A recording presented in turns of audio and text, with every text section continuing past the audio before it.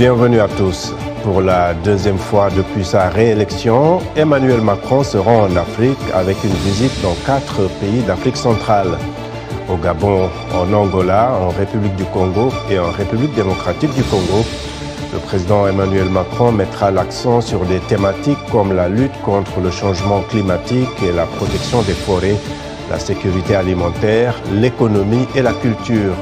Des questions qui pourraient être au cœur de la nouvelle orientation que le patron de l'Élysée veut donner à la politique française en Afrique, où Paris voit son image se dégrader et où les poussées russes et chinoises sont de plus en plus marquées.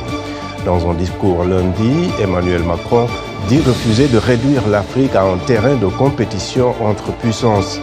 Il annonce dans la foulée la fin de la prééminence du sécuritaire avec à la clé une réduction des effectifs militaires français sur le continent. Que revêt cette réorientation de la stratégie française en Afrique et qu'attendre de cette tournée d'Emmanuel Macron? Réponse avec nos invités.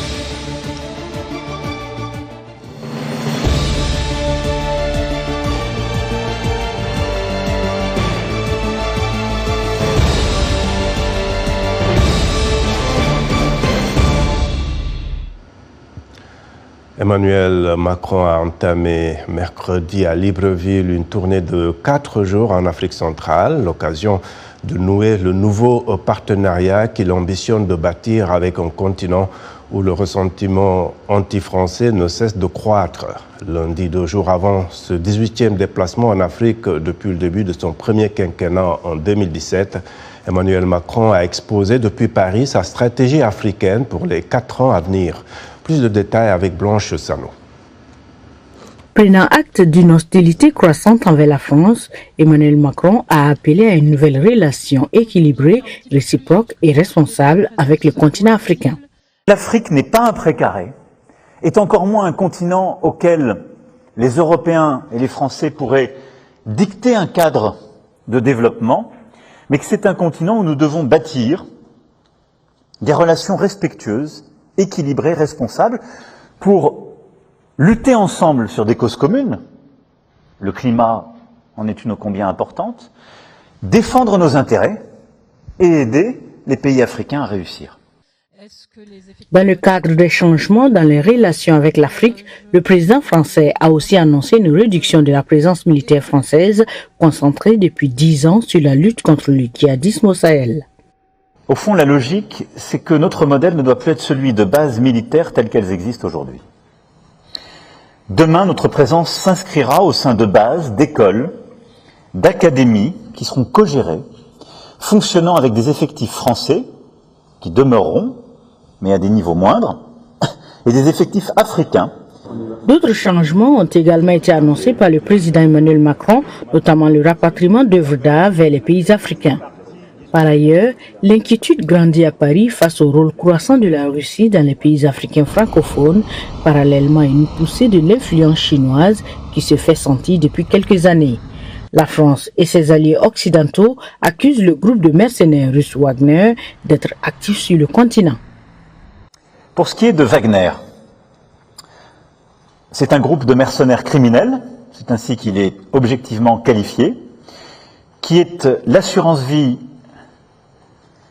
des régimes défaillants ou des putschistes, dont le rôle et la finalité est de protéger les régimes défaillants ou les putschistes, et au fond de n'apporter qu'une réponse sécuritaire à ces personnes, et d'avoir des comportements de prédation sur les mines, les ressources premières, voire de violence sur les populations.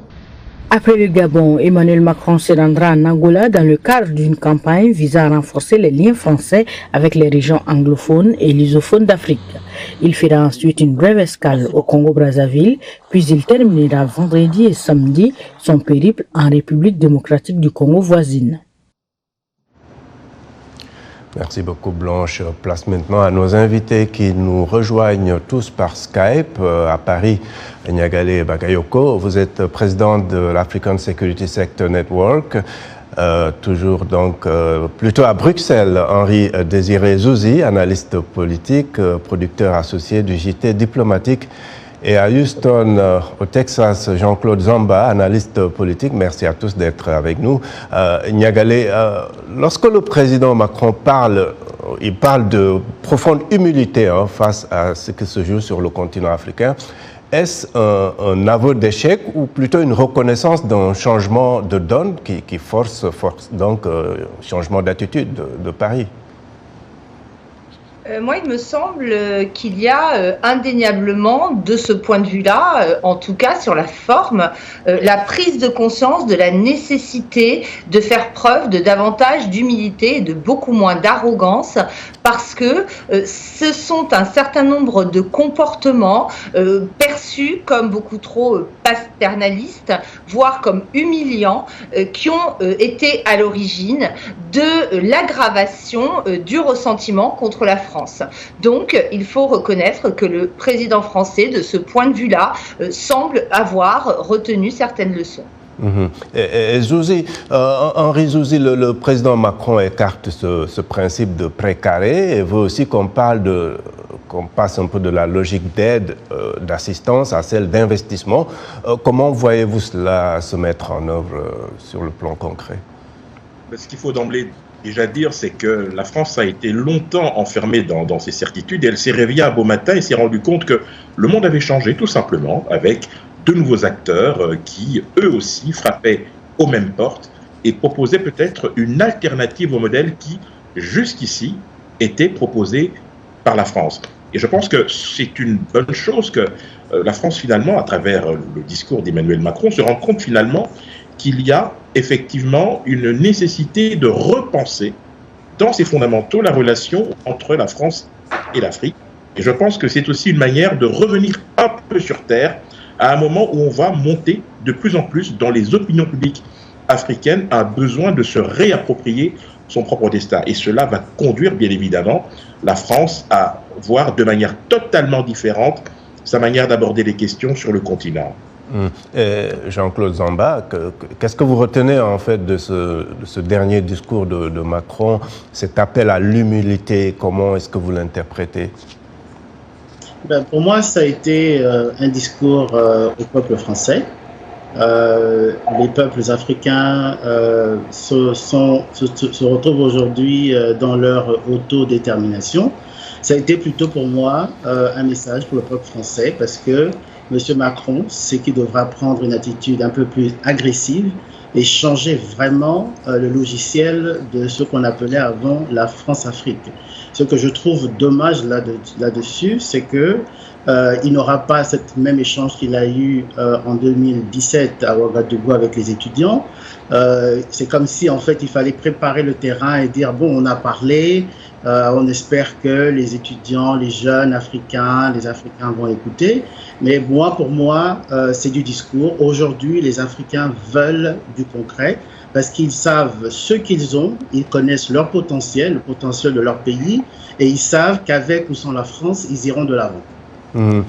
Justement, Niagalé, Jean-Claude Zamba faisait référence un peu au discours de Ouagadougou.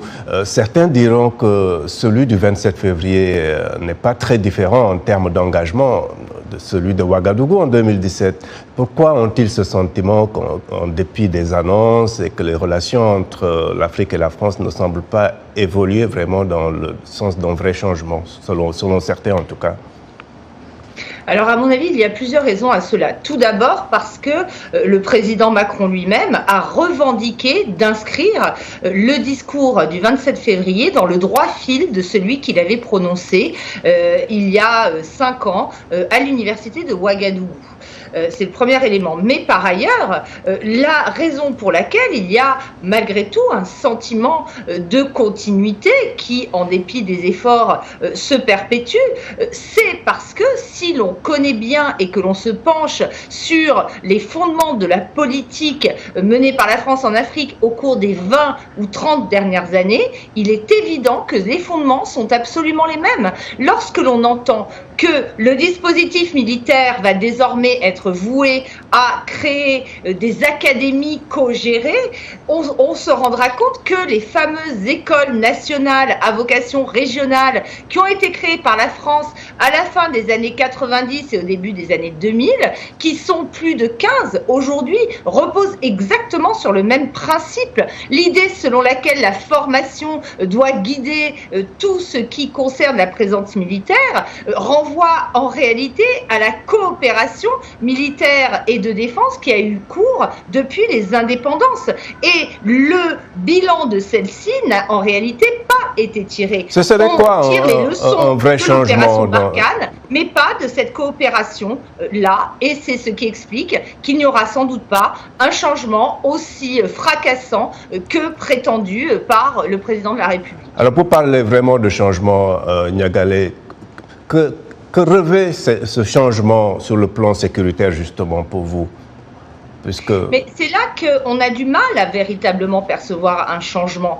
Lorsque le président Macron parle davantage de culture, de sport, etc., peut-être qu'on peut percevoir quelque chose de nouveau. En revanche, il me semble que d'un point de vue militaire, d'un point de vue sécuritaire, il n'y a rien de nouveau dans ce qui a été présenté, ou de manière encore plus préoccupante, on s'aperçoit que les demandes qui ont été formulées par la France auprès de ses partenaires africains pour qu'ils formulent eux-mêmes leurs besoins n'ont pour l'instant pas véritablement trouvé d'écho. On a l'impression que depuis 2 ans, en réalité, depuis la première annonce qui a été faite d'une révision de la présence militaire française sur le continent africain, la France a du mal à renouveler les instruments traditionnels qu'elle mobilise d'un point de vue sécuritaire. Je terminerai en disant que même lorsque le ministre de la Défense, Sébastien Lecornu, explique qu'il va davantage développer les partenariats en termes d'équipement, en termes d'armement, c'est aussi une question qui est très problématique parce que l'on sait très bien que ce qui a été proposé jusqu'ici par la France est fondé sur des propositions de recours à du matériel extrêmement sophistiqué qui demande une grande maintenance, donc suppose une grande dépendance vis-à-vis de la France. Et c'est aussi pour cela, au-delà de toutes les autres raisons politiques qui expliquent la présence d'autres acteurs, dont la Russie ou la Turquie, c'est aussi parce que ces acteurs proposent du matériel beaucoup plus rustique, beaucoup plus adapté au terrain africain, qu'ils ont du succès auprès des États du continent aujourd'hui. Henri, sur cette même question, justement, tous les partenaires de l'Afrique parlent de relations équilibrées. Que doit revêtir cette relation équilibrée entre la France et l'Afrique? On parle de la France puisque c'est d'elle qu'il s'agit ici. D'emblée, je dirais que le contenu du discours du 27 février montre à suffisance que, en réalité, l'Afrique, en tout cas l'espace francophone, n'est qu'une variable d'ajustement. C'est-à-dire qu'il faut s'adapter à une situation nouvelle dans laquelle, effectivement, les intérêts les plus importants, les plus stratégiques sont contrariés. Et pour ce faire, il faut changer de braquet parce qu'il y a 2 fronts à mener. D'un côté, évidemment, par rapport à une opinion publique de plus en plus hostile, de plus en plus réfractaire au modèle qui jusqu'ici avait été imposé et qui avait évidemment des...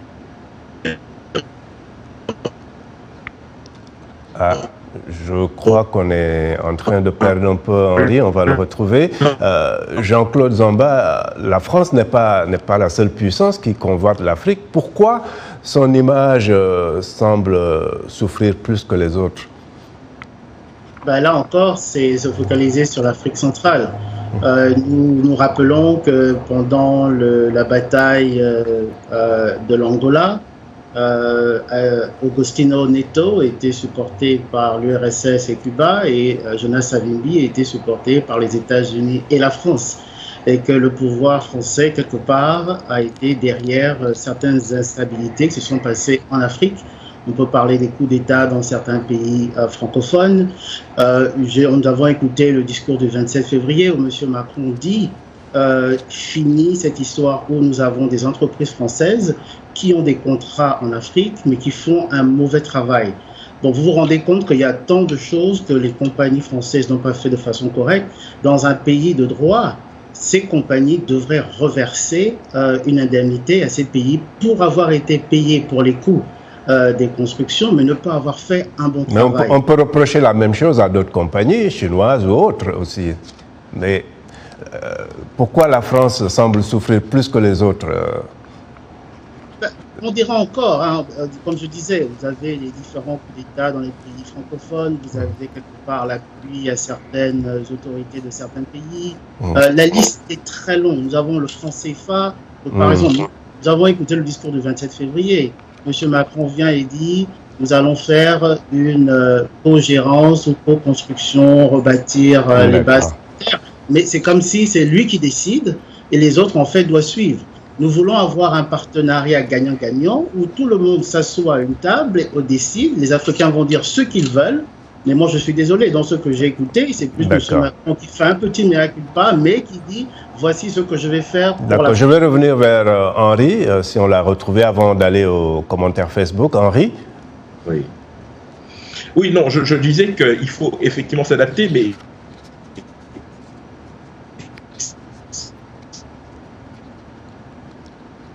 Ah, on a quelques soucis malheureusement. On espère que ça ira mieux après la pause. En attendant, voici quelques commentaires laissés sur la page Facebook de VOA Afrique. Yao Marcelin Kofi à Abidjan nous dit « Si le président Emmanuel Macron multiplie ses tournées sur le continent, cela signifie que l'influence française n'est plus une réalité. Vivement que cette France apprenne de ses erreurs au Sahel et qu'elle décide de revoir sa stratégie diplomatique et militaire envers l'Afrique. » Lamajak Moriba est à Accra au Ghana. Il nous dit, Macron dit clairement que la France ne fera plus de compétition militaire sur le sol africain, mais que cette compétition continue sur d'autres domaines. Voici la question qui doit nous faire réfléchir. Pourquoi la Russie n'envoie pas son armée, mais plutôt des mercenaires? Et puis, Haruna Saounera est à Kai au Mali. Il nous dit des discours, rien que des discours. Macron n'a toujours pas compris cette nouvelle génération. L'Afrique veut du concret. Merci de rester fidèle à VOA Afrique. Washington Forum revient après une courte pause.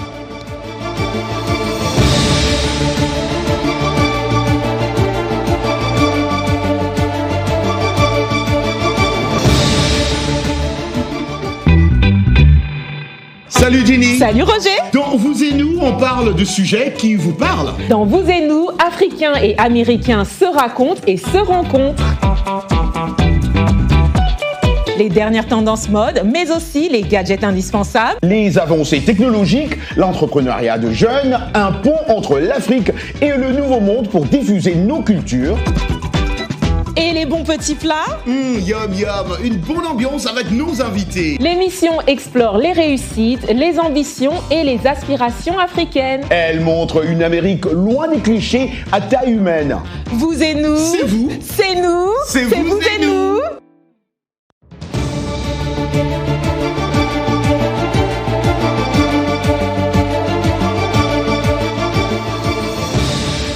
De vous retrouver pour la seconde partie de Washington Forum et je rappelle nos invités à Paris, Nyagale Bagayoko, présidente de l'African Security Sector Network, à Bruxelles, Henri Désiré Zouzi, analyste politique, producteur associé du JT diplomatique, et à Houston, ici au Texas, Jean-Claude Zamba, analyste politique. Nyagale, sur cette tournée africaine d'Emmanuel Macron, il sera beaucoup question d'environnement, mais également d'échanges commerciaux. Est-ce un peu une résultante des enseignements tirés du Sahel et de se focaliser plus sur d'autres domaines Alors, à l'évidence, le leadership qui a été pris par la perspective militaire a desservi la politique française de manière plus générale, puisque elle a été réduite aux échecs ou aux demi-succès qui ont caractérisé l'intervention dans le cadre de l'opération Barkhane, voire de l'opération Sabre dans un autre domaine. Je pense, cela dit, que les thématiques qui sont abordées font aussi plus largement partie d'un autre volet qui est beaucoup mis en avant par la France depuis des décennies, qui est celui de la politique partenarial en matière de développement. Le mot de partenariat est brandi aujourd'hui comme étant nouveau, mais cela fait un long moment, si l'on connaît bien, par exemple, les programmes qui sont mis en œuvre par l'AFD, qu'on parle de codéfinition, qu'on parle de partenariat, qu'on parle de solidarité et beaucoup moins d'aide. Donc c'est dans ce champ-là que la France essaie de se renouveler, mais à mon avis, les instruments mobilisés sont aussi sujets à caution. Pas seulement côté français d'ailleurs, on s'aperçoit que même si les plus grands procès que l'on entend aujourd'hui sont faits à la présence militaire, les procès en matière de politique de développement sont tout aussi sérieux. Et en termes de partenariat économique, c'est la même chose. Je terminerai en disant que cette question de l'environnement, il faut aussi se rendre compte qu'elle fait largement débat en Afrique. Beaucoup d'Africains estiment qu'il y a une importation de préoccupations occidentales ou transatlantiques à travers la problématique du changement climatique qui est contestée par certains comme étant non pas de la responsabilité africaine, mais avant tout de la responsabilité de l'extérieur, ou encore, puisque l'on va parler des forêts lors de ce One Summit, la gestion par des acteurs extérieurs des parcs, des espaces naturels, qu'il s'agisse du parc du W ou du rôle d'acteurs comme African Parks, ont tendu à mettre de côté, à marginaliser les populations locales et leur propre rapport à la nature. Donc là aussi, il faut faire attention à se rendre compte que la façon dont les questions environnementales ou de développement sont abordées par un prisme différent côté africain. D'accord. Alors, Henri, est-ce qu'il y a un parallélisme à faire avec le Sahel, même si Paris insiste sur les échanges commerciaux? On a vu qu'à Kinshasa, par exemple, ils ont tenu à mettre sur la table la question sécuritaire, notamment la crise dans l'est de la RDC. Oui, absolument. Ce qui est d'ailleurs reproché à Paris, c'est une forme d'ambiguïté, notamment sur le dossier de la guerre à l'Est. Vous savez, quand on est amis, on se dit la vérité. La RDC entretient d'excellents rapports avec la Russie, mais ça n'a pas empêché la RDC de condamner la Russie pour son opération spéciale en Ukraine. De la même manière, les Congolais attendent que Emmanuel Macron puisse dire à Kigali, à Kagame, qu'il est temps d'arrêter son soutien au M23, comme l'ont fait les Américains. Donc c'est cette ambiguïté qui énerve quelque peu l'opinion publique congolaise et qui demande à Emmanuel Macron et à la France en général d'être beaucoup plus cohérent dans sa manière d'aborder les choses. D'ailleurs, plusieurs rapports fortement documentés accréditent l'idée selon laquelle le Rwanda soutient le M23. La France est membre permanent du Conseil de sécurité. Il ne tient qu'à elle de demander que l'on examine sérieusement ces rapports qui traînent encore dans les tiroirs, mais dont on parle régulièrement. Enfin, une partie de l'opinion congolaise estime que la France n'est pas suffisamment engagée, en tout cas sur cette question sécuritaire dans l'est de la RDC, c'est bien ça? Elle n'est pas suffisamment claire dans sa position parce qu'elle rappelle simplement qu'il faut respecter l'intégrité territoriale et la souveraineté de la RDC, mais ça tout le monde le sait, c'est le bon sens qu'il exige, mais ce qu'on attend c'est qu'il puisse très clairement demander au Rwanda de cesser tout soutien au M23, comme l'ont fait les Américains et comme d'ailleurs le précisent plusieurs rapports des Nations Unies. D'accord. Alors, Jean-Claude Zambak, qu'est-ce que vous retenez de l'étape gabonaise, disons, de cette tournée du président Macron, sachant que le Gabon ira aux urnes cet été? Bon, je pense qu'il y a beaucoup de salive qui vont par rapport à ça. Le président Macron est au Gabon par rapport au sommet écologique. Ce sommet a été co-organisé par le Gabon et la France. Si ce sommet aurait été dans un autre pays, il est très semblable que le président Macron soit allé par rapport à ça. Il est évident qu'en écoutant également le discours du 27 février, M. Macron disait qu'il va rencontrer non seulement le pouvoir en place, mais également la société civile et l'opposition. C'est quelque chose que, par exemple, les Américains, quand ils vont dans certains pays, le font. C'est quelque chose que souvent la République française, par ses chefs d'État, n'ont pas souvent fait lorsqu'ils vont en Afrique. D'accord. Alors, Niagalé, où se trouve un peu la limite pour Paris entre sa volonté de faire respecter des principes démocratiques et les droits humains et la nécessité de ne pas s'immiscer dans les affaires intérieures des pays africains. Dans l'étape gabonaise, on a vu qu'une partie de l'opinion, enfin de la société civile, y voit un peu un soutien tacite au président Bongo. C'est toute la difficulté aujourd'hui de la politique africaine de la France et plus largement, je dirais d'ailleurs, de la politique européenne.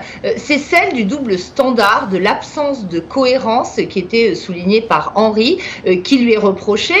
C'est-à-dire que lorsque dans son discours, le président Macron a de nouveau condamner tous les putschs militaires, on ne peut s'empêcher de se souvenir qu'il y a à peine un mois, c'est le fils du président défunt Idriss Déby qui a été de nouveau reçu à l'Élysée alors qu'il a accédé au pouvoir dans le cadre d'un changement inconstitutionnel de régime pour être placé à la tête d'un régime militaire. Comment est-ce que les opinions publiques africaines peuvent recevoir ce type de messages lorsque par ailleurs les juntes militaires au pouvoir au Mali, au Burkina Faso sont condamnées de manière très sévère.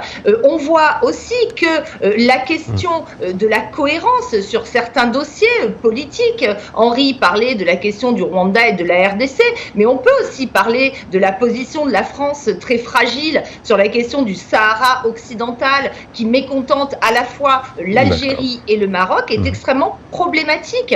Donc oui, il y a à la fois cette question de la problématique de l'ingérence avec des standards extrêmement exigeants sur le plan du discours en ce qui concerne la démocratie et les droits de l'homme et au contraire un deux poids deux mesures dans la mise en œuvre de la politique conduite. On n'a pas beaucoup de temps sur cette même question. Henri, y a-t-il un problème de cohérence ?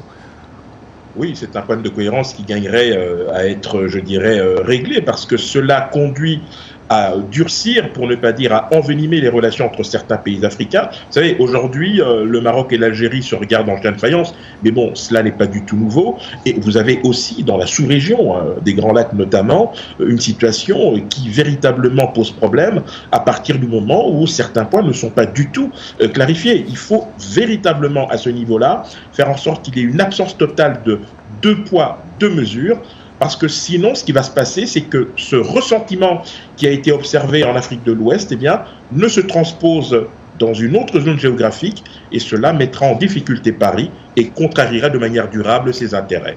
Et Jean-Claude Zamba, sur cette même question, cohérence ou Paris se trouve entre le marteau et l'enclume?